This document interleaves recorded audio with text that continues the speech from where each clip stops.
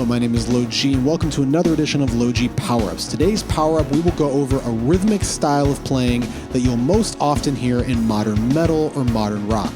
Throughout the videos, we will learn the part as well as go over a variety of different ways to play with different dynamic levels to achieve some pretty cool sounds. This power-up will be split into parts 1, 2, and 3, with each part ending with a backing track for you to play over. Once you have all the parts and all the dynamics down, you'll play over the final video that will again have a backing track that you can play over. If you enjoy this type of instructional material, feel free to check out my Patreon at the link below. And now let's get on to part 1. Okay, before we begin going through all of these small chord shapes for this power-up, make sure you are in drop D. So that is E standard, E, A, D, G, B, E, with the thick E tuned down to D. So it's going to be 4 small chord shapes. Most of them, at least for the beginning of this power-up, are going to be only 2 strings, and it's always going to be the thick D string and the A string, and they're going to run like this. The first one is pretty much a B chord, so there's our B, our root, and then that is going to be D sharp, the 3, so 3 and 1, and we are simply also hammering on to this F sharp right here, which is the 4th fret of that low D string, just like that. And when you're hammering on, by the way, and you accidentally mute the A string, like right now I'm hammering on and my A string is muted, it's not the end of the world. I actually kind of think it sounds cool to hear that F sharp kind of standing out, so feel free to do that. So by the way, all of these chords that we're going to go through, they're all a shape with a little hammer on added, so you'll see as they move. So the first one again, B, hammering on from D sharp to F sharp, just like that. The next one is going to be this exact same shape up 3 frets. So right here, now we're playing D. There's our D, there's our F sharp, hammering on to A, same shape. But this one changes into just simply this. There's our first one, and then it changes to just this. 2 Ds, open D, 5th fret A string D, and we're simply hammering onto the A like this. So that part will look like this. Right, so we start with the hammer on, then we lift to the open D, transition to the new fingering, and start playing that. Pretty straightforward. The next one is going to be this B flat right here, standard drop D power chord, so 1 and 5 of B flat. We're hammering on to the flat 3, which is up 3 frets right there on the thick D string, hammering on just in the same way. And we'll go over the rhythm here in a second, but that's the hammer on happening right here. And then for the next one, we move up 1 fret, and now we're hammering on from this B to C sharp while holding the F sharp on the A string, just like that. We do it for 1 hammer on, and then we lift, revealing the open D, similar to what we did down here. Right, so the first hammer on, normal, then we move our pointer finger down, lift the ring finger to reveal the open D, and we continue like that. So if I just run the whole thing kind of slow, don't worry about the rhythm, we're about to talk about that, but just see how the chords move. So it looks like this.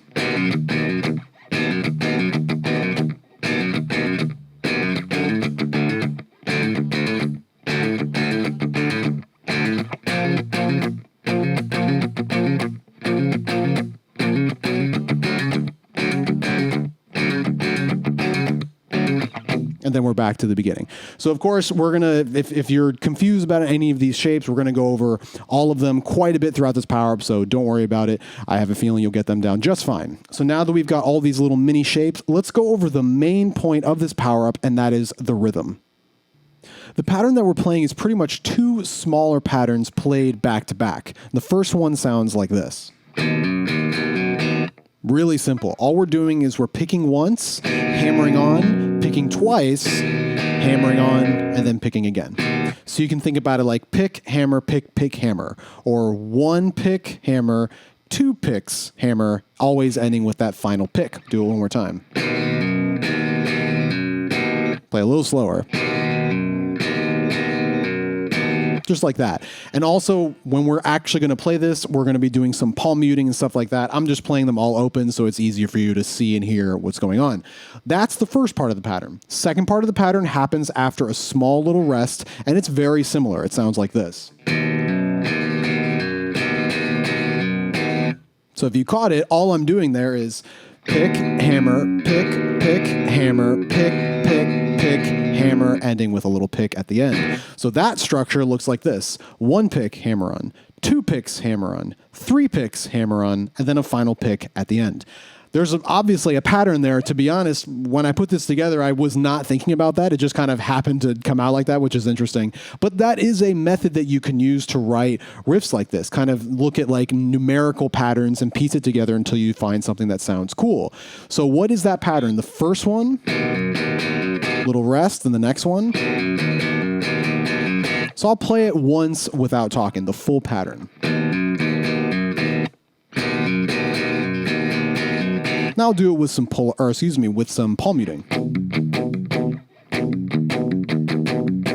That's the pattern. So you can, of course, if you want to think about those numbers like 1 pick, hammer on, 2 picks, hammer on, etc., by all means, go ahead and do that. In reality, the best thing you can do is just listen to it, try to memorize exactly what it sounds like, and copy it by ear and by just watching me play it. So now that we know generally how the pattern is played, and of course, this pattern will be more and more polished as we continue throughout this power-up, but let's go over what is actually happening in this pattern that makes it sound the way it does when we play it over the music. The main thing we have to think about is how many beats long is this pattern. So if I just mouth it, notice how many beats that was. That's if I were to continue the pattern, I would simply restart.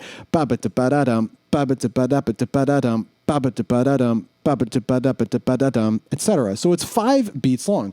Interesting. So if I was writing music to this riff, maybe I could know that it's 5 beats long and say, okay, I'm going to make my drum phrase restart after 5 beats, because then it'll lock in perfectly with the riff.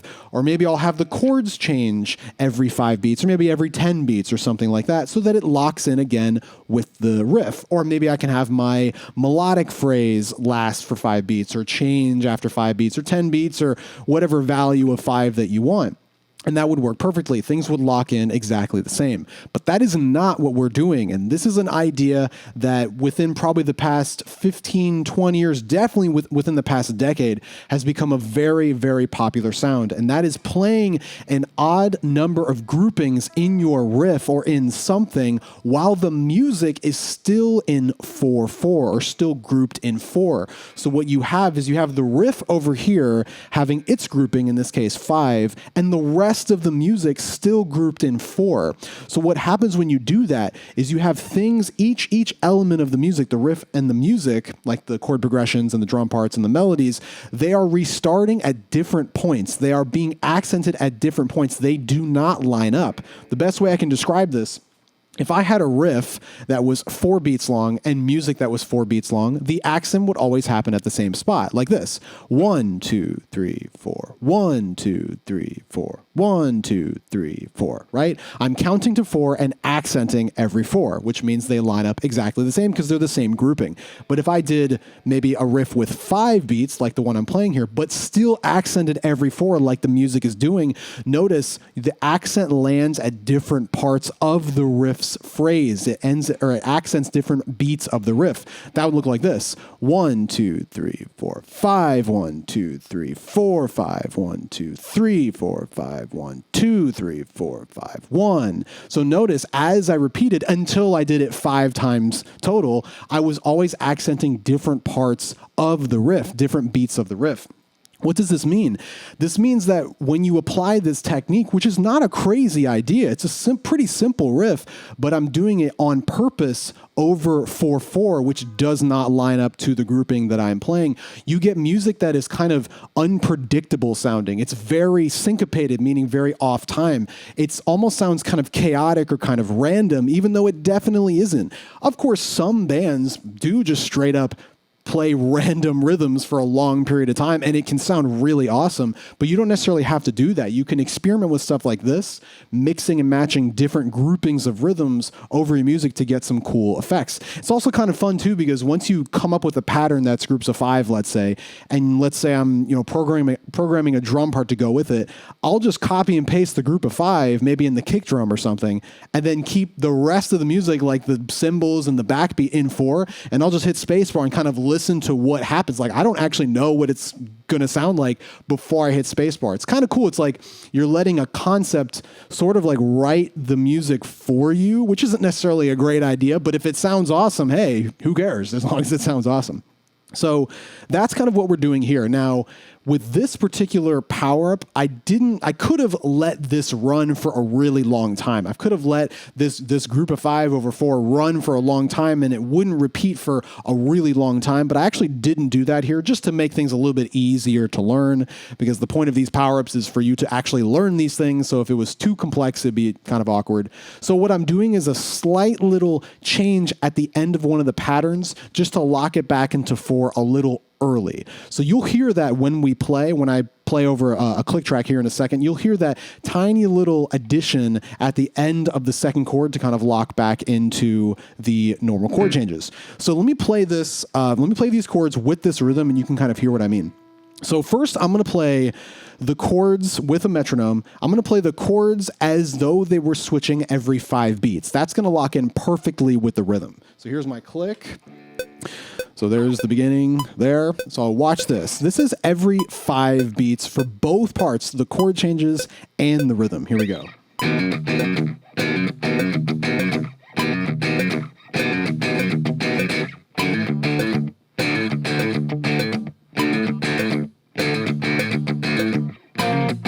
Right, so I'm switching right at the end of 5 beats for both the riff and the chords. That's locking in perfectly. But this is what the riff is going to do. This is what the power-up is going to do. The riff is going to run for 5 beats, where the chords are only really going to run for 4, or 2 sets of 4. So you'll notice the chords are going to change before the riff finishes. So you're going to be doing a chord change in the middle of the riff, not in the beginning or at the very end. Sounds like this. I'll wait for the metronome. Here we go.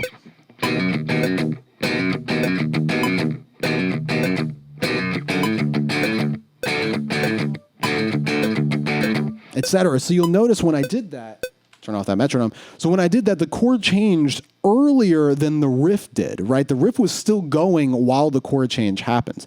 So you can think, if you want to think about that, if it makes it easier for you to learn this power-up, then do that. Honestly, the best thing to do is just listen to it a bunch, memorize it, memorize the sounds of when the chords change, the individual hammer-ons and stuff. That's going to be the easiest way for you to go about learning this. So what I am doing, though, at the very end of this repetition of the 2 chords, like I mentioned earlier, I'm modifying it a little bit so that it locks back in so it's not super long. And that last little ending will just simply be this. It's a little pick hammer-on and then 2 little dead notes. And that will signify the end of that large part, or large portion of the part. And then we redo the exact same thing on the next chord. So I'm going to play that whole thing and you can see what I mean. This is with the click. Here we go.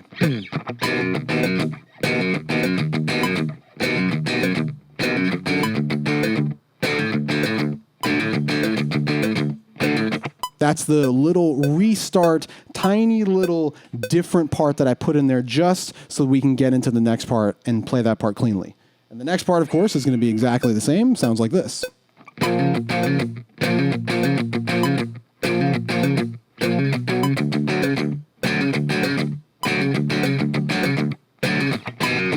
And then we're back to the beginning. Again, that last little pick hammer on, 2 little dead notes starts us back over again. So, okay, again, I can go over all the tiny little details of rhythmic things that I'm doing here, the exact notes, or I could even tab it out or something like that, but I'm specifically choosing to not do that because this type of sound, if you're not used to it, which some of you might not be used to this exact rhythmic structure, learning this type of thing by ear is one of the best things you can do as a musician, because obviously it's very different. Maybe not, it's not different in 2020, which is when this video is being made, but if you're not used to these sounds, this type of rhythmic playing might not come natural for you. And the best way to build your ear towards these sounds is to straight up learn these riffs, learn these rhythms by ear. Not to mention there's so many little nuances that we're definitely going to get into throughout this power up, like different levels of dynamics, how long certain notes are being held for, whether notes are being held longer, like a legato, or shorter, like staccato, whether certain notes are being accented harder, how thick the chords are, what the notes of the chords are, how those chords are being accented, etc. There's so many little things that you can hear in here. And I think just simply learning this by someone telling you exactly what to do or using tab, you're not really building your ear towards those tiny nuances, which will make you an way better musician if you can hear those tiny little things. So really, you can use this as an exercise for learning these rhythms, but I would honestly use this more of like an ear training exercise, right? To be able to hear something that isn't technically complex, but rhythmically might be a little bit more complex than you're used to, as well as all the little dynamic changes, etc. Also, keep in mind, this rhythm that we're playing right here is in no way the most complex rhythm of this sound. There are bands that go real hard in regards to this style and play rhythms that don't repeat for like 16 bars or something crazy like that. So if you really want a challenge, look out for some of those bands because you'll get some really great ear training material with that.